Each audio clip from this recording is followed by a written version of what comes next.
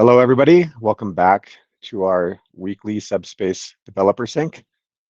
I guess I'll start off with kind of an overview for the week. So last week, progress with Gemini 3C was kind of made behind the scenes. I know Nazar was quite busy trying to work on a issue in libp2p, and I believe a PR has landed for that, but I don't believe it's been merged yet. So Nazar will be going over that. What else was?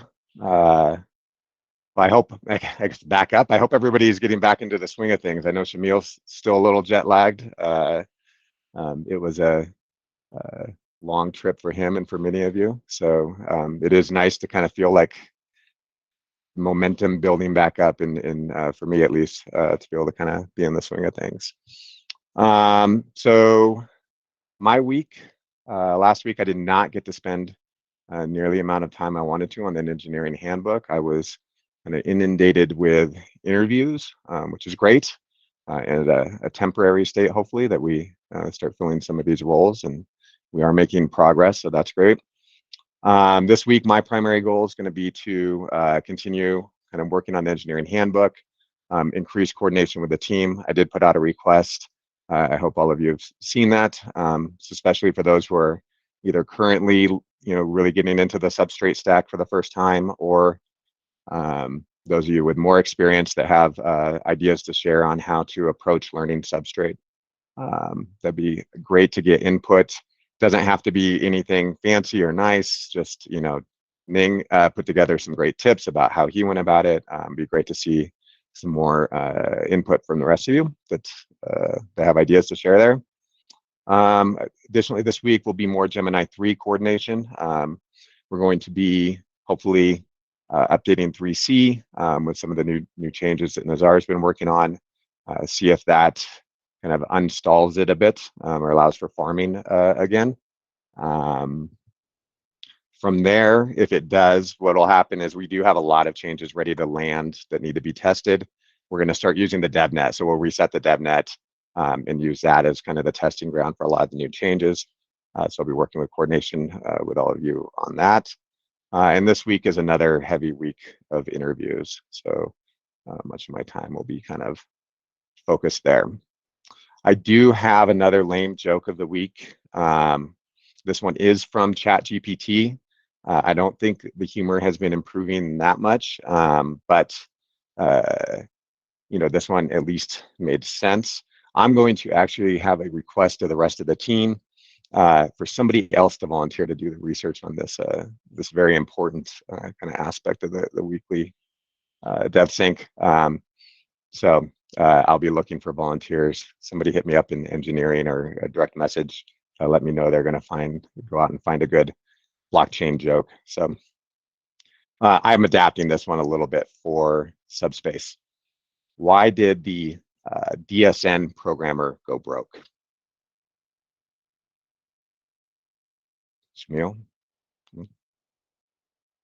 Daria's definitely got the answer, but maybe because he ran out of space. Because he used up all his cash.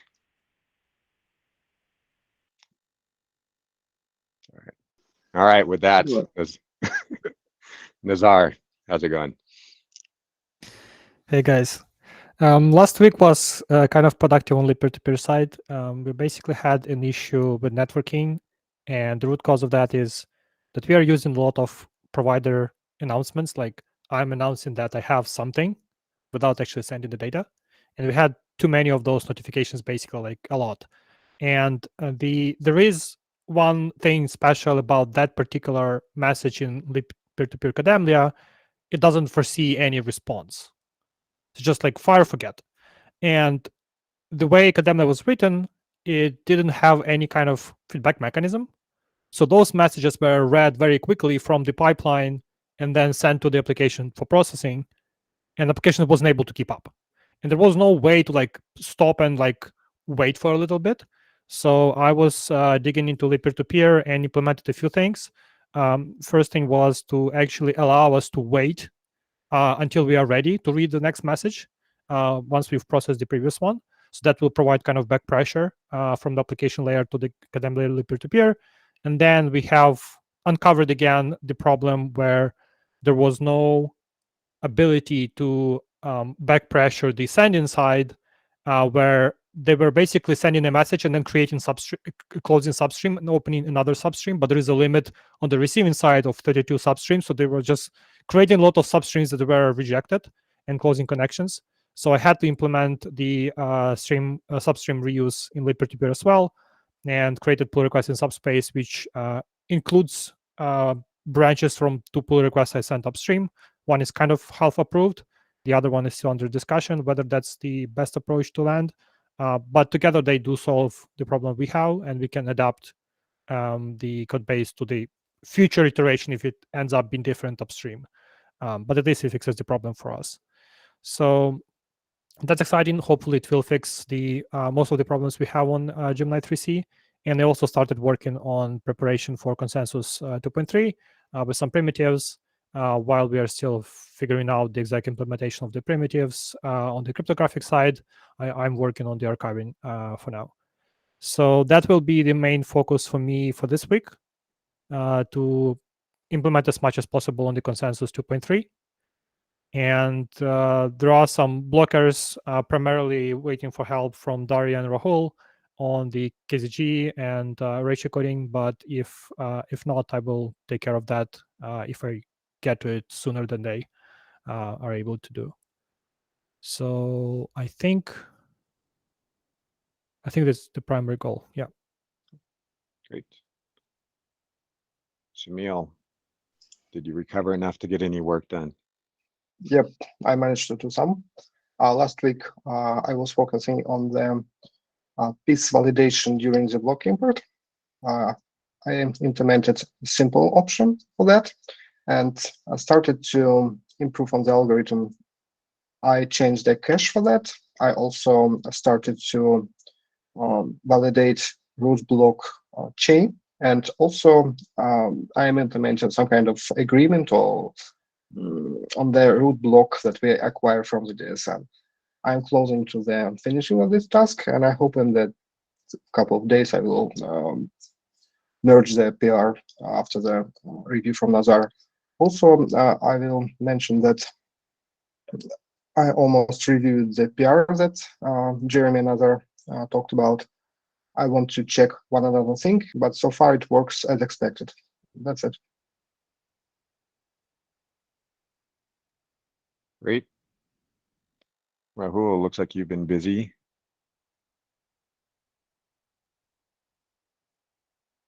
Yeah, so the proposal is out, and I kind of learned the hard way not to touch the substrate code. So the first iteration was like it made the substrate modular, but then I got pushback that we should not touch the substrate code. Then I went the second iteration, which required very minimal changes to substrate, but implements graphene. And again, I was told like we cannot do that. So I'm meeting with Nazar after this meeting. So basically, idea is to completely circumvent substrate and do the block relay in our using our DSN or something. So I hope to get the details and nail down the design and the work items by Wednesday or something, and then hopefully we can start the prototype implementation. But overall, I think everyone is in agreement that we should be doing graphene, and we just need to figure out the implementation details at this point. I'll go back and update the design document once I have the clarity today or so. And after that, I also started looking at the stuff that Daria sent on the 2.3 front. I need to sync with her on what to do next. That's it for me. Right. Yeah, it can be difficult getting code into the substrate. I didn't see. I missed that second discussion. I'll have to go look it up. Lu Chang, how's your progress coming? Yeah, so last week, the first thing was to make verifying the system domains like proof of election more efficient, like by using the Merkle proof, so that the proof size is improved from ON to log n. I initially attempted to use the KZG commitment, but there are some issues like with our currently implemented KZT primitive. So I finally end up with the Merkle proof. And then I was working on checking the support of adding new codomains. Like Subspace is about to develop our second domain. So the current domain framework is almost workable for adding new codomains, but there are some details I need to test and to cover. I have a PR which includes a few commits and fix once it's merged to the main branch, we should do we should be able to add any codomains as we want.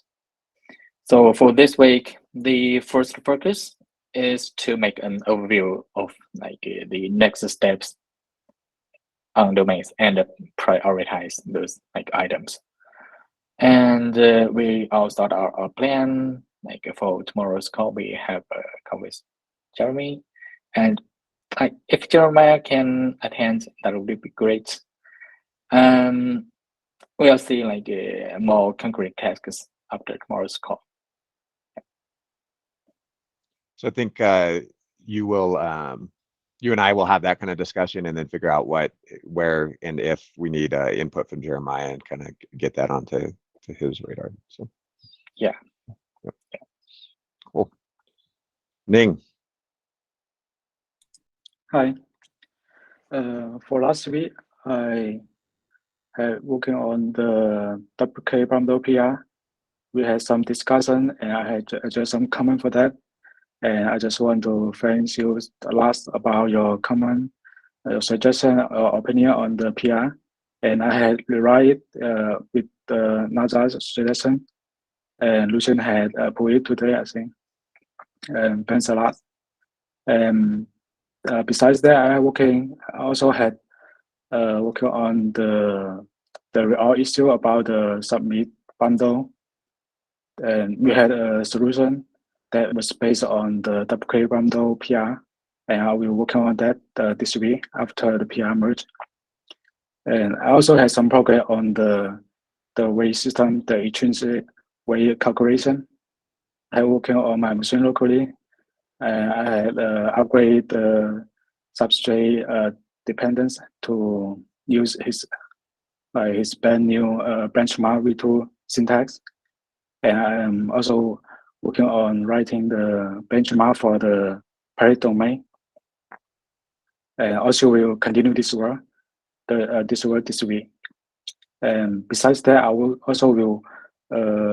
write up a document about domain testing that I had discussed quite a lot with Jeremy during our one-on-one.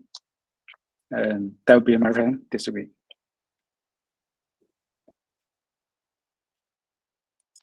Great. Looking forward to seeing that. We should have some good discussion around that. We did in the domains call a bit earlier. So, yeah. Ved. Hey everyone. Last week was mostly focused on migrating the cross-domain message verification on the codomain side onto the client. There's a PR out there that handles most of that validation. This week, mainly focus on other validation points that ideally they should be in a bunch of transaction pool and block input processes. Those are not filled yet because the validation was missing.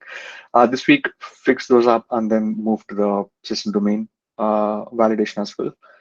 Hopefully, we should have those two in end of next week. Okay. Parth. I saw some code Yeah. land for you. Yeah, so the last week I did complete test for Ethereum Beacon at client.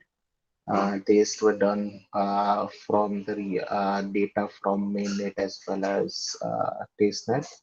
Uh, there was some issue with the configuration of the palette. Fix that configuration plus polishing. Right now the palette is ready. I have started working on the runtime for the codomain as well as created an epic for the integration in the Subspace monorepo. This week's primary goal would be to continue with the integration following the EP.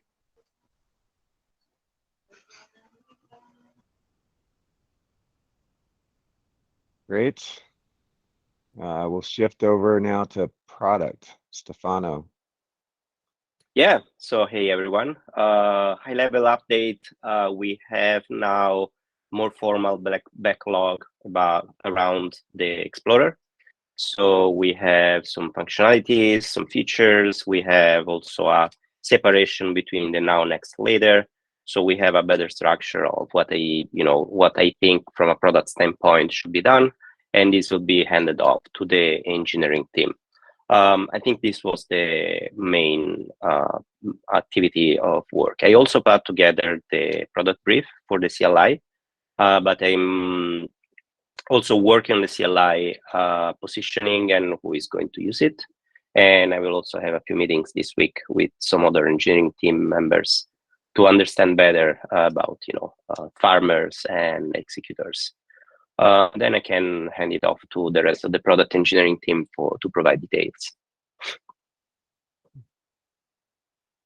So is that the backlog you're speaking of in the one in Notion? Are we going to be? Yeah, it's the Notion backlog. Okay. We're going to move that over to GitHub. I once we get it kind of worked out. Yeah, I think at a certain point that will be translated into more like stories and work and epics that will be the work that engineers and designers will work on. Perfect. Serge, how's it coming? Hi, everyone. So primary focus on Block Explorer as usual. There were a lot of discussions on potential UI improvements. For example, we're adding icons for the accounts, similar to icons on Polkadot apps UI, kind of like fingerprints for every wallet address. So I'm still waiting for the updated mockup from Alexander, but basically implementation is ready, just need to adjust styles. Other than that, we have updated not found page, error page, and loading component, which were previously blocking dark mode implementation. I still need a final error message from Stefano. And after that, I will submit PR. We discussed that error message will contain a link to a status page where we have a dashboard with our services, health status of our services.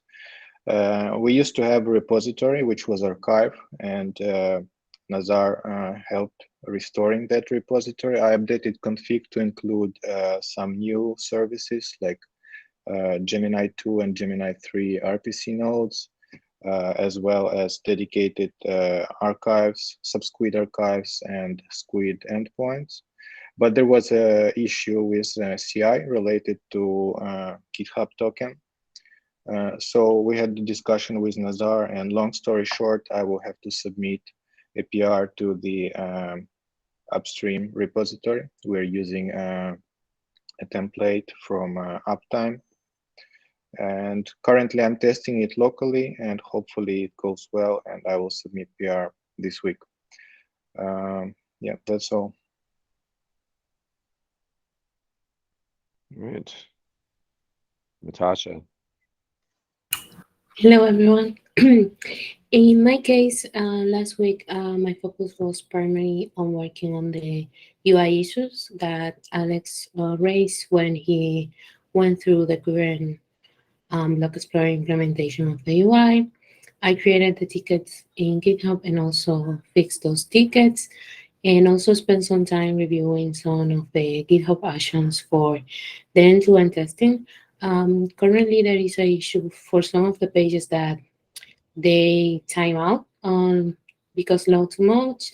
So I'm reviewing if I can improve some of the queries that get that information for those pages, so that GitHub action can work correctly. And that's one of the things that I will work this week, and also put emphasis to the current backlog for the Block Explorer. That's it for me. Great. Yvonne, are you recovered yet? Just fighting jet lag? Yeah, I've been recovering last week, I guess. So yeah, as for this week, I mean, like last week, I was focused on VSDK. So I basically fetched the updates from monorepo, like they were like a minor pull request opened right now, waiting for approval of Osborne. So yeah, apart from that, I also discovered one bug. So there is some test which is ignored right now, and discovered that it's failing, which is related to the substrate syncing. So I decided to to debug it a bit. So yeah, for this week I will try to fix that test. Also, I had discussion with Shamil about the about current GSM implementation on the SDK side. So I decided to try to simplify GSN on the SDK end, and apart from that, I decided to add GSN syncing on the farmer integration test to the SDK, so that we could test that at least in the releases. So yeah, it will be my focus for this week. Yeah, that's it on my end. Great. Daria, how's research coming? So I have resolved the two blockers that I have mentioned last week about erasure coding for the plots based on the idea found that was written by Vitalik that Chen confirmed is actually correct from his professorial point of view of person who knows a lot about erasure coding. So that's fine. That's great. And it's done with CKZG function. So we can, if and when we connect CKZG, we can directly use it. It should be pretty fast because it's using fast4es.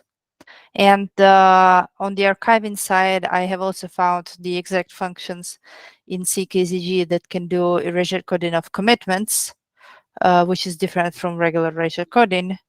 And I have tried a few tests in other libraries that do it, so I have a pretty good idea how that should work, but I would like probably from Nazar or Jeremy or anyone else to help you better with the implementation because I'm not really good at that. I have also answered a lot of questions from our research partners, specifically in the specification side, so that's also been great. And yeah, that's that for last week. In this week, I would again like to either create GitHub issues or create some mockups or some prototypes or something to help you as ever I could with the implementation of consensus. And I would appreciate some pointers how you would like this help to look. Great. And I just realized I skipped Ozgen. So, Ozgen. No worries. I reviewed Ivan's PR and there's a discussion going on. After we resolve that, I can approve. I reviewed CLI product brief from Stefano. He also commented to my comments, so I had to do a second round. We have a great news from CLI side. A contributor called named AZ1 contributed to CLI. We approved the PR, and so like officially we have someone outside of the team contributed to CLI, which is I think great news. I was waiting for the updates on the monorepo side, so nothing significant on the CLI side from my contribution wise, but I took advantage of that extra time that I had last week and finalized the article I was writing on Fourier transform. I covered like everything from start to end, like fast Fourier transform, discrete Fourier transform, number theoretic transform in that article.